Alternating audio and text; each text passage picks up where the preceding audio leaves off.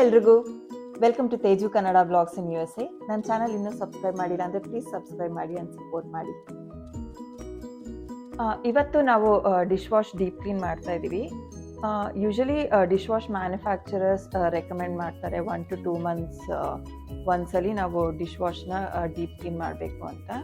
Reason ಏನಿಲ್ಲ, ಆ food particles ಆಮೇಲೆ ಆ ಸೋಪ್ದು ರೆಸಿಡ್ಯೂ ಎಲ್ಲ ಅಲ್ಲಿ ನಾಸಲಲ್ಲಿ ಇದರಲ್ಲೆಲ್ಲ ಕೂತಿರುತ್ತಲ್ವ. ಸೊ ನಾವು ಡೀಪ್ ಕ್ಲೀನ್ ಮಾಡೋದ್ರಿಂದ ಅದೆಲ್ಲ ಕ್ಲೀನ್ ಆಗುತ್ತೆ. ಸೊ ಈವನ್ ಡಿಶ್ ವಾಷಿಂಗೂ ಎಫೆಕ್ಟಿವ್ ಆಗುತ್ತೆ ಅಂತ ಅಷ್ಟೇ. ಬನ್ನಿ ಡಿಶ್ ವಾಶ್ ಡೀಪ್ ಕ್ಲೀನಿಂಗ್ ಮಾಡಕ್ಕೆ ಹೋಗೋಣ. ಈಗ ಫಸ್ಟ್ ಸ್ಟೆಪ್ಪು, ಇಲ್ಲಿ ನೋಡಿ ಒಳಗೆ ಫಿಲ್ಟರ್ ಇರುತ್ತೆ. ಇಲ್ಲಿ ಈ ಫಿಲ್ಟರ್ನ ಹಿಂಗೆ ಓಪನ್ ಮಾಡಿದ್ರೆ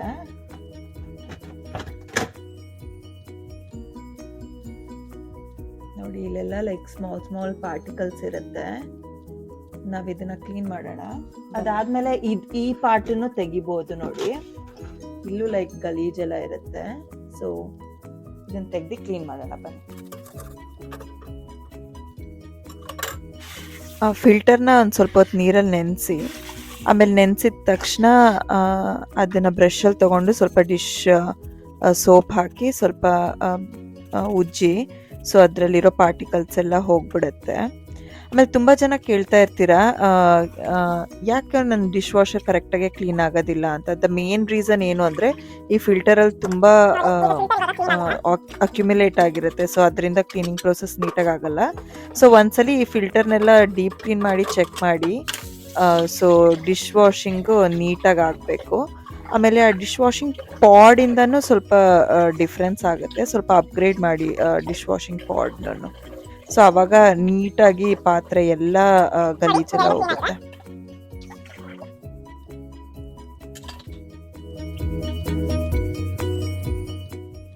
ಆಮೇಲೆ ಅದೇ ಬ್ರಷ್ನ ತಗೊಂಡು ಅಲ್ಲಿ ಒಂಥರ ರಬ್ಬರ್ ಥರ ಏನೋ ಇರುತ್ತೆ. ಸೊ ಡಿಶ್ ವಾಷಿಂಗ್ ಸೋಪ್ ಹಾಕಿ ಅಲ್ಲಿರೋದೆಲ್ಲ ಸ್ವಲ್ಪ ನೀಟಾಗಿ ಬ್ರಷ್ ಮಾಡಿ, ಸೊ ಅದು ಸ್ವಲ್ಪ ಅಂಟಿರೋದೆಲ್ಲ ನೆಕ್ಸ್ಟ್ ವಿನೆಗರಲ್ಲಿ ಕ್ಲೀನ್ ಮಾಡಿದಾಗ ಎಲ್ಲ ಹೋಗುತ್ತೆ.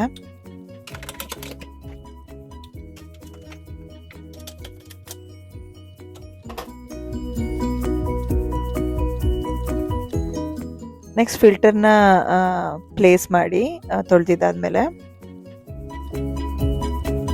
ನೆಕ್ಸ್ಟ್ ಇದನ್ನ ಒಂದು ವಿನೆಗರ್ ಸೊಲ್ಯೂಷನ್ ಇಂದ ಒಂದ್ಸಲಿ ಡೀಪ್ ಕ್ಲೀನ್ ಮಾಡೋಣ.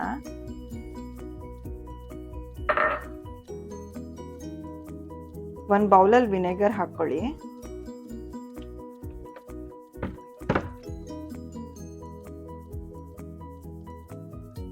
ವಿನೆಗರ್ನ ಈ ಬೌಲಲ್ಲಿ ಇಟ್ಬಿಟ್ಟು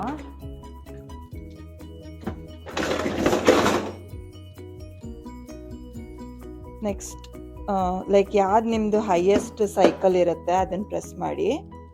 ಇದು ಟೆಂಪರೇಚರ್ ಆಫ್ ವಾಟರ್ ಹೈಯಲ್ಲಿ ಇರಲಿ. ಆಮೇಲೆ ಹೈ ಇದರಲ್ಲಿ ಒಂದ್ಸಲಿ ಕ್ಲೀನ್ ಮಾಡೋಣ.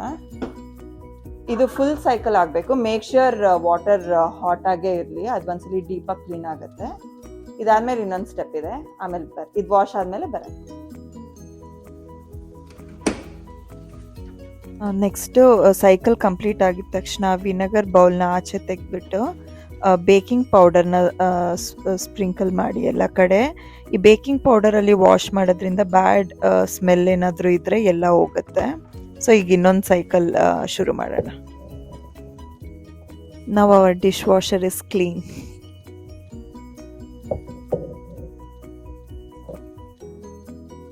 ನಿಮಗೆ ಇದು 2 ಸ್ಟೆಪ್ ಪ್ರೋಸೆಸ್ ತುಂಬ ಲೇಟ್ ಆಗುತ್ತೆ ಅಂತ ಅನ್ಸಿದ್ರೆ, ಈಗ ವಿನೆಗರ್ ಮತ್ತು ಬೇಕಿಂಗ್ ಸೋಡಾ ಎರಡೂ ಎರಡೆರಡು ಸೈಕಲ್ ರನ್ ಮಾಡಬೇಕು ಅನ್ನೋದು ಕಷ್ಟ ಆದರೆ, ಸೊ ಈ ಥರ ಡಿಶ್ ವಾಷಿಂಗ್ ಕ್ಲೀನರ್ ಪಾಟ್ಸ್ ಅಂತಲೇ ಸಿಗುತ್ತೆ. ಸೊ ಆ ಫ್ರೆಶ್ ಅಂತ ಇದು, ಅಥವಾ ಬೇರೆ ಎಷ್ಟೊಂದು ಕಂಪನೀಸ್ ಇದನ್ನು ಸಿಗುತ್ತೆ. ಸೊ ನೀವು ಆ ಫಿಲ್ಟರ್ ಕ್ಲೀನ್ ಮಾಡಿಬಿಟ್ಟು ಇದ್ರದ್ದು ಒಂದು ಪಾಡ್ನ ಇದ್ರಲ್ಲಿ ಹಾಕ್ಬಿಟ್ಟು ರನ್ ಮಾಡಿದ್ರು it will serve the purpose. Adu dish washing neataಗಿ ಆಗುತ್ತೆ. So this is like an easy method. So yeah, this is about dishwasher deep cleaning. Hope you guys like it. Thank you for watching and support ಮಾಡಿ.